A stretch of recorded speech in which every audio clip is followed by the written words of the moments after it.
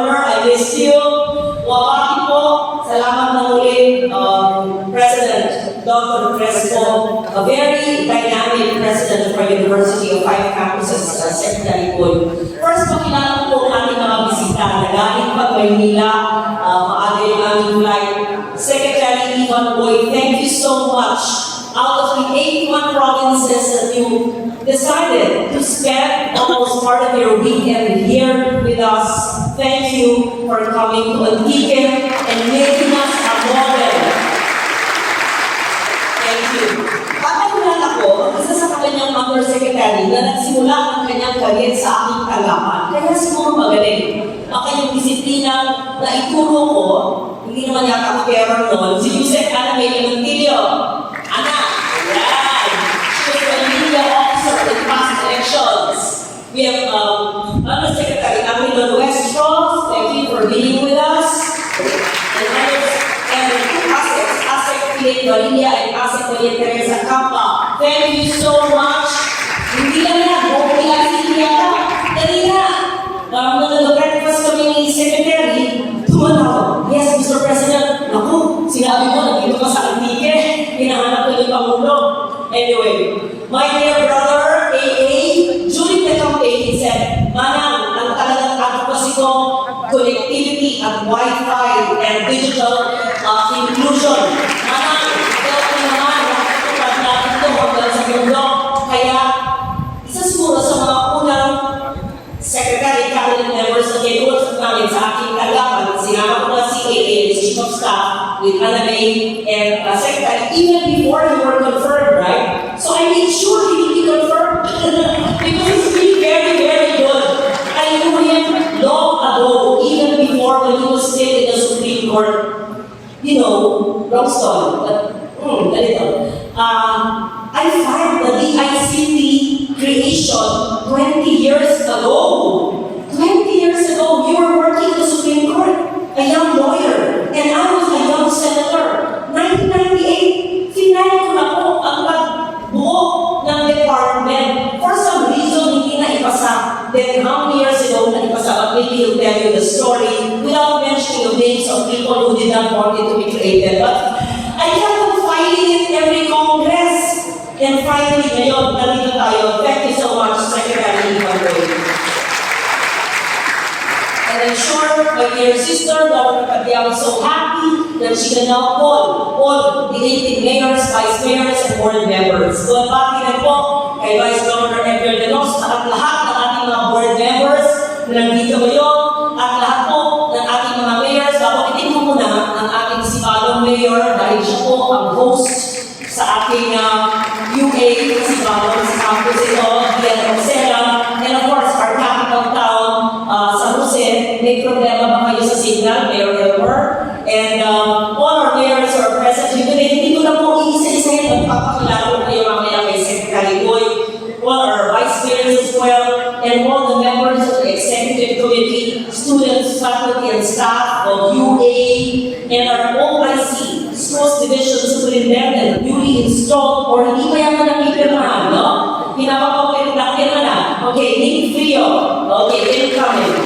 Our Assistant Schools Division Superintendent, Adonis Mosquera, is also here. All our district supervisors, I will come back to meet all of you.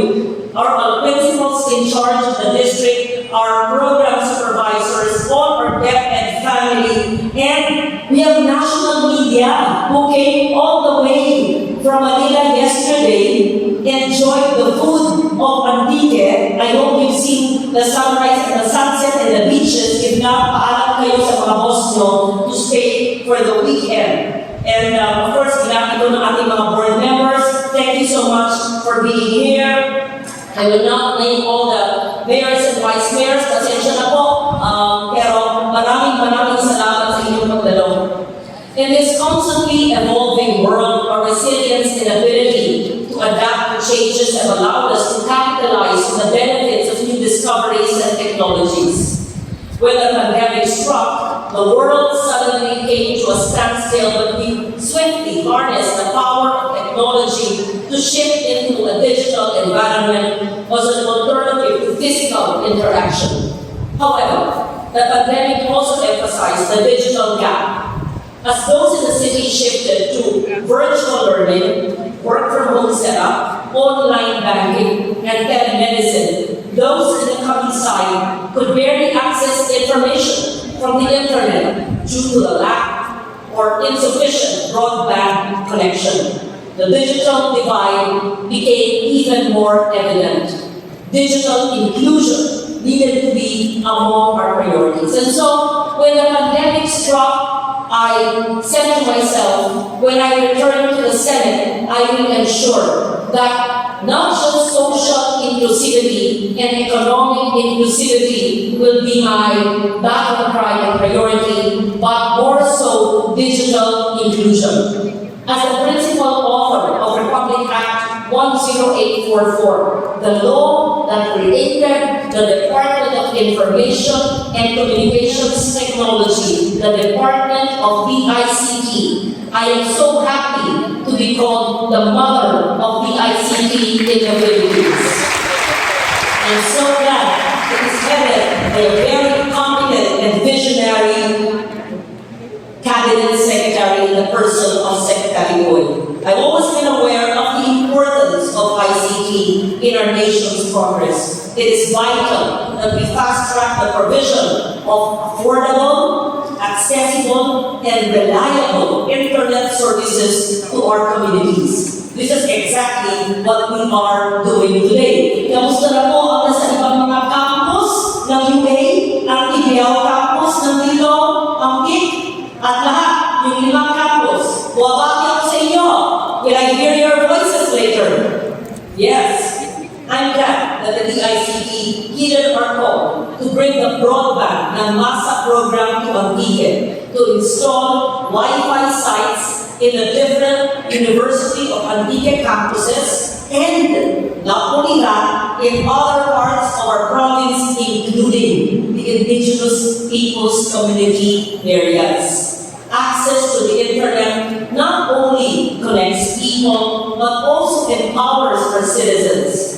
A mobile phone with reliable internet connection can now allow a student to learn, give a father access to employment opportunities, provide a mother with entrepreneurship possibilities. It will allow families access to information, virtual health and education platforms, and government services that are available online. I can see the many possibilities for MSMEs, for healthcare, even for mental health care, even for digital banking, even for so many learnings and knowledge from overseas, from abroad. So much that can be transformative. So much help for our farmers and our fisher folks and our indigenous people, and so much assistance for the teachers of Antique and our country.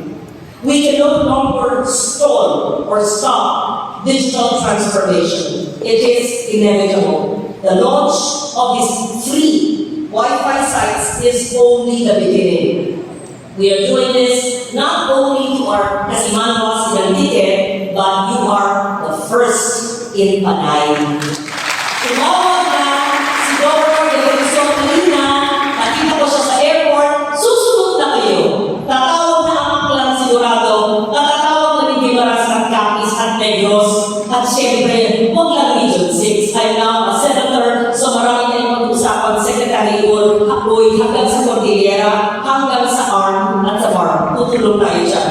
Our goal is to ensure that every community will be connected digitally, and every citizen will have the knowledge and the skill to effectively use and access ICTs so that in this highly evolving digital world, we can all keep up and no one gets left behind. So on this occasion, perhaps our homecoming after the pandemic and after Typhoon Paeng, I'm so happy to present to you the launching of the ICT broadband ng MASA, as well as a gift to our 18 LGUs, to our local chief executives, where you will be trained capacity building for e-governance as well. And we hope to have your cooperation so that Antique can be a model province for digitalization of local governance programs for the whole of Panay and the whole of the Philippines. Having said that, I am grateful once again for the cooperation of DICT. 150 barangays will be covered by this year's program and budget, as well as all the campuses of UA.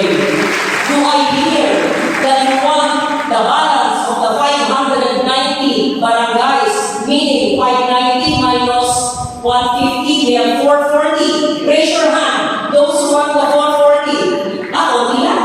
Gusto nyo? Wala po na. Okay.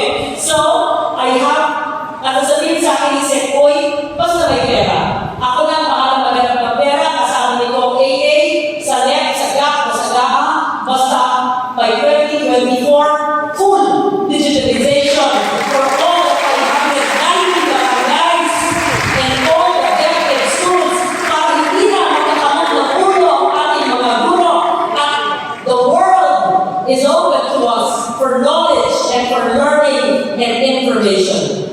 Healthcare, education, skills training, all of this will be hopefully in our fingertips. Having said that, I'm grateful for your very warm welcome.